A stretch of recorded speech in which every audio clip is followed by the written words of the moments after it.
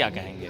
नहीं, इसमें जाति व्यवस्था निसंदेह एक बहुत बुरी बात है। जो समाज के बीच में जाति व्यवस्था प्रचलित है, ये निश्चित रूप से बुरी बात है। हालांकि जाति शब्द का सीधा सीधा जो शाब्दिक अर्थ है वो जन्म है। जी। आकृति जाति लिंगाख्या सूत्र है दर्शन का।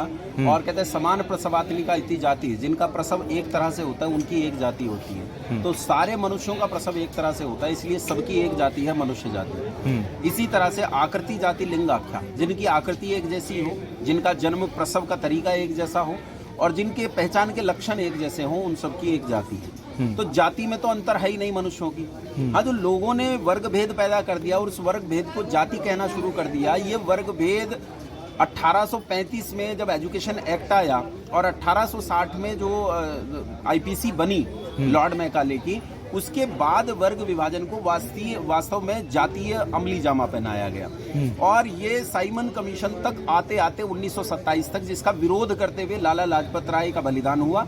पंडित मदन मोहन मालवीय उसमें बच गए। आपके यहाँ बनारस हिंदू विश्वविद्यालय है जो स्थापित किया था उन्होंने जी। तो वो दोनों लोग लड़े हैं और वो लड़े इसलिए 127 जातियों को क्रिमिनल ट्राइब्स घोषित कर दिया गया। इसे ढूंढने की जरूरत नहीं, विकिपीडिया पे पड़ा हुआ है, आप अच्छे से ढूंढ सकते हैं। तो ये जाति, अब कहाँ तक आप जबलपुर में, मध्य प्रदेश के जबलपुर में दुर्गावती नाम की एक रानी हुई जो बहुत अच्छी क्षत्रिया हुई, उनके वंशज आज SC ST में काउंट किए जाते हैं।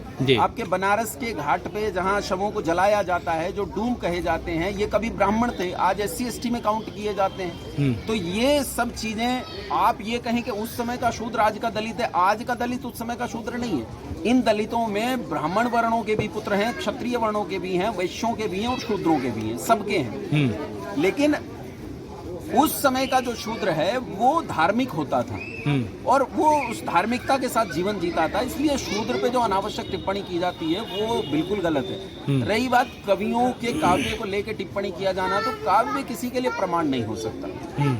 काव्य का भी प्रमाण नहीं होता। प्रमाण होगा धर्मशास्त्र।